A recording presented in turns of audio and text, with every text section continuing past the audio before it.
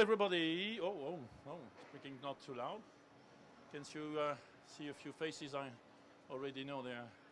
So thank you to be here. Thank you for being interested in food and beverage. As you may know, food and leisure are quite connected. So we'll talk about F&B trends. I'm Etienne Leroy, founder of foodable. As we say in French, we can say foodable, but it's foodable anyway. So let's have a look now at the summary. Oh, thank you. So we'll talk about the evolution of F&B in the last 50 years. We need to know where we come from before we know where we go. We'll talk about, of course, visitors' expectation. What do they expect in our parks? Maybe find a few solutions and finish about what's the future in F&B leisure. So let's have a look and compare these two timelines. So over the last 50 years, food service has constantly evolved. As you can see, that's a highly dynamic industry, and every decade tells us a new story. So each decade reflects changes in consumer behavior, expectations, and cultural values, from fast food to exotic flavor, customization, street food culture, Instagram time, of course, and now immersive dining. And at the same time, leisure parks have also grown and developed, but not always at the same pace nor with the same priorities. Food was designed to feed, only to feed, not to delight. And these two words have evolved on parallel tracks without converging for a long time. Food culture was becoming richer and more emotional, while parks were doing basic foods and investing in rides and attractions. And only recently they have converged, with F&B becoming more immersive in parks now and part of the story, and even a standout of the guest journey. So let's talk about what visitors expect. What do they expect? Most of the time, they don't even think about food when they come in our parks. They come for the rides, they come for the fun, they come for the shows. Often, they even expect food to be disappointing, overpriced, and poor quality, just because that's what they have experienced before. So our first mission is to change that perception. So first, what are they looking for? They're looking for reassurance, familiar and comforting products that everyone in the group can enjoy, nothing too complicated. They need, about 80% of the offer should remain simple, clear, accessible, and recognizable. But discovery matters too. So 20% of the offer should surprise with new, visual, fun, and memorable. Then comes simplicity. Short menus, clear prices, easy formats. No complex formulas. People want to decide quickly. They want visual signs, fast decision, how much it costs, and how to get it. And the food itself must be easy to eat, even on the move. What about speed? Speed is really critical. Long queues are one of the most negative experiences in the client service. Operation must be fluid, signage clear, and mobile ordering can help a lot. Time is precious, don't waste it. But beyond the practical needs, what our clients truly seek is pleasure. They are here to relax, they are here to enjoy, and even to enjoy food, they would not allow themselves every day. So no thinking about calories. They want fun food, colorful, and even sometimes oversized. Sorry. And as long as they never come alone, they love sharing formats. So they need big trays, family platters, bowls to share. This creates smiles, photos, and memories. And as long as we are talking about photos, let's talk about visual appeal. Visual appeal is essential, more than ever. Food today must look great. Around 70% of the millennials take picture of their meal and post them on Instagram. So that's why thinking visual is not incidental. Thinking visual is essential today. It's strategic. Sorry. Finally, the whole process must feel smooth, and easy. No stress, no chaos. Digital ordering, click, it works. Clear pickup points, friendly staff, and an organized flow. And when it's well executed, it's not just a meal, it becomes memorable moment of their day. But during the day, visitor expectation can change. So depending on the moment of the day, when a park is open in the evening, like indoor parks, for example, AFCs or parks with accommodations, food expectations change. This is one of the differences between outdoor and indoor parks. In the evening, the context changes. People are more relaxed, less rushed, more open to emotional experiences. The audience also changes. It's a social moment. More adults, couples, group of friends, families ending the day together. So their expectations are clear. They want comfort, they want higher quality food in the evening, sharing formats, signature drinks or cocktails, and an immersive and festive atmosphere. This is where entertainment, you heard about this word, I think, makes sense. Food is not longer just fuel. It becomes a source of fun, of connection, and engagement. This is exactly what some successful indoor parks have mastered. Places like All You Need, Lucky Folks, Adrenaline in Europa Park or Juma maybe, offer big sharing platters, food, fun, and games, playful and generous products, a setting that encourages interaction, photos, smiles, and stories. In parks with accommodations, it goes even further. Guests expect a full disconnection and an immersive and special moment. Dinner can be the main event of the day, just like a show or a theme experience. It can be immersive or simply well done and well crafted, but it must always be intentional and memorable. Now let's talk maybe about some solution to try to build the right offer. The very first idea is simple. We're not here to build an offer with the products and the ingredients that we like. We don't mind about that. We are here to design the offer that matches with visitor expectation, the visitor expectation we just seen before. Because that's what the visitor will buy, will consume, and will remember. As we've seen, the visitors are looking for 80% of familiar products, reassuring and accessible.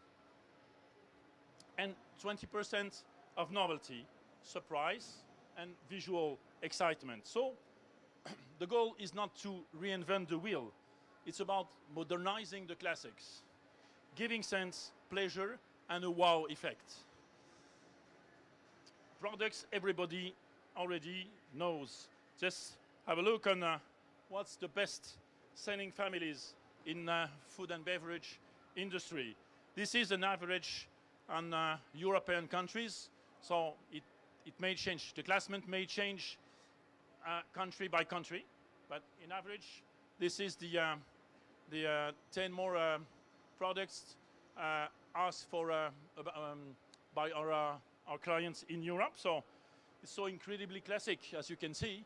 The first is burgers, then sandwiches, pizzas, fried chicken, tacos, salads and bowls, and so on and so on. Tacos, sorry, the first one is not tacos, it's kebab, sorry. And pastas and sushis and hot dogs. So classic. On the sweet side, the same, so classic. Ice creams, traditional pastries, crepes, waffles, US pastries, chilled dessert, yogurt, fruits, milkshake, and viennoiserie. So what do we do with that?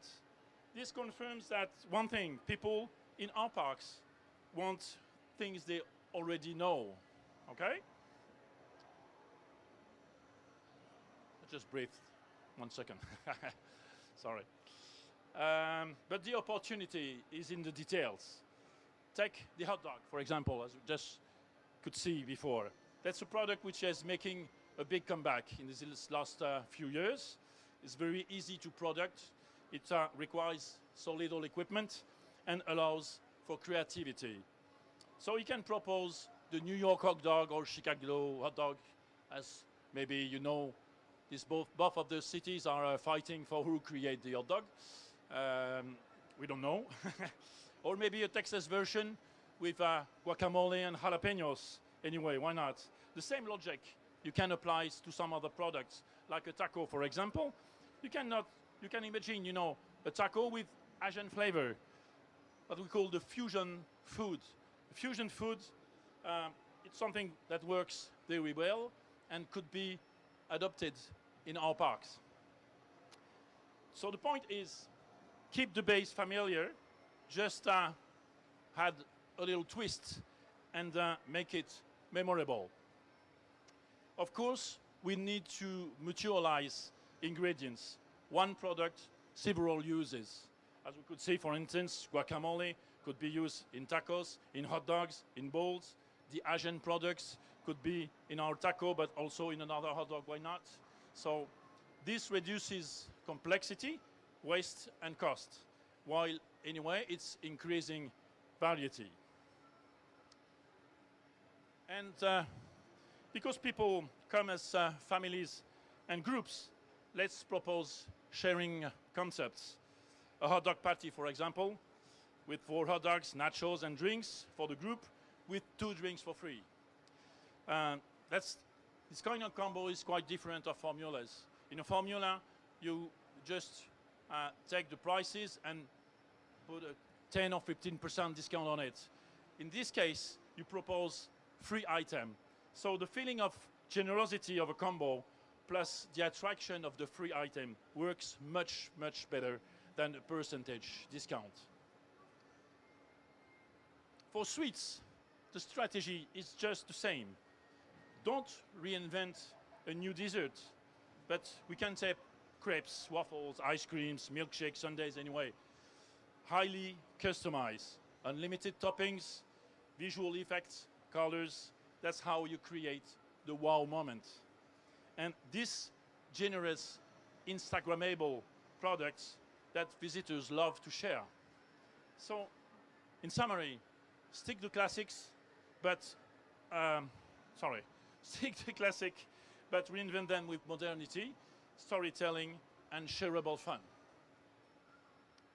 Now, beyond the product, let's talk about the experience, delivering speed and smoothness.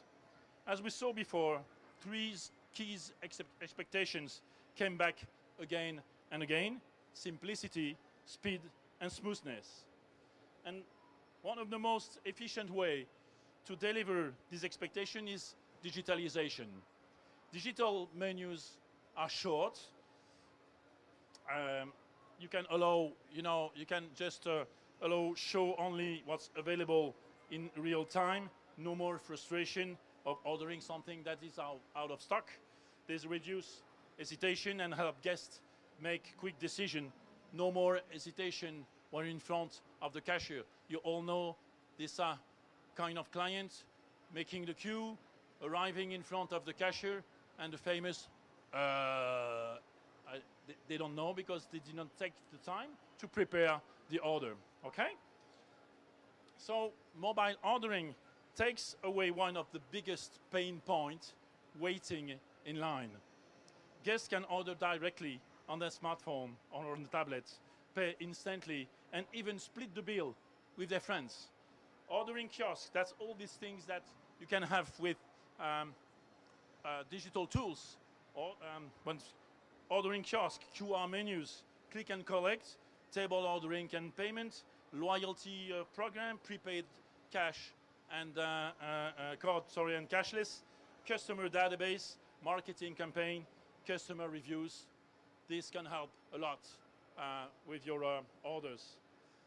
But here is the key point. If the guests order on their tablets or on kiosk, it means that staff don't need to stand behind the cash register all day. You can reallocate them to what really matters, service. So bringing food to tables, greeting visitors, keeping areas clean, adding a personal touch. This is how you turn a simple transaction into a real positive experience. And the results speak for themselves. On average, digital tools increase sales by around 20%. They also secure money flows, reduce errors, and make operation smoother. For guests, the benefit is huge. They save time, they avoid stress, and they perceive the service like modern and efficient. For the operator, the benefits is also clear. Higher revenue, better satisfaction, and smoother flow. So digital is not just a tool. It's a way to make F&B clear, fluid, and professional. And it's exactly what visitors expect today. Another solution that is growing in popularity is autonomous food and beverage. So it depends on what kind of park you have. But for some leisure sites, especially indoor or parks with accommodations, the challenge is how to provide food and drinks outside of the classic operating hours. Here, connecting fridges or vending innovation bring a real value. With this kind of concept, you can offer fresh products 24/7, directly accessible with digital payment, even food and tasty with, why not, an ice cream bar, and then desserts become playful, automatic, and always available. These solutions are fast, they are cashless, and fully integrated in the digital journey. They don't replace restaurants, that's not what we're looking for, but they complete the offer, especially at off-peak times, late evening, or specific needs like B2B events, maybe. So they extend service, they add convenience, they match with the expectations of today's consumer for immediacy and autonomy. Sorry. So what is the future of F&B in leisure? More and more, food is no longer just a meal. It becomes really a part of the show. It becomes entertainment. So, thank you.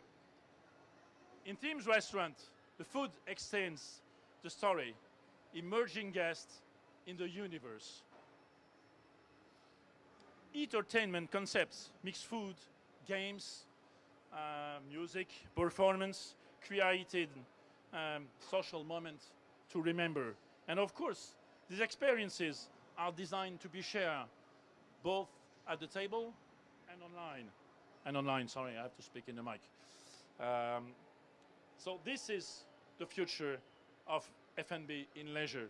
Not just something to eat, not just a break, but a highlight of the visit. Just before I finish, I hope I'm on time. It's okay? Too fast? I can, it's okay? It's okay. Here's a very short video about a fantastic immersive group of restaurants called Ephemera that maybe some of you can know. Just have a look.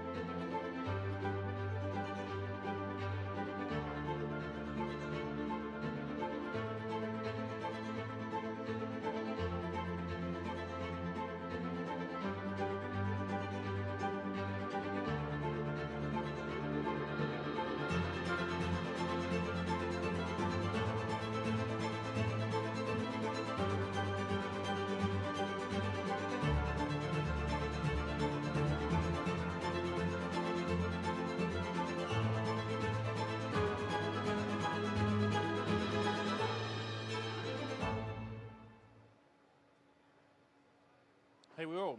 So it's not very easy to speak about food and beverage in only 20 minutes. I made my best for it, and hope you enjoyed. And thank you for listening to me. Have a good day.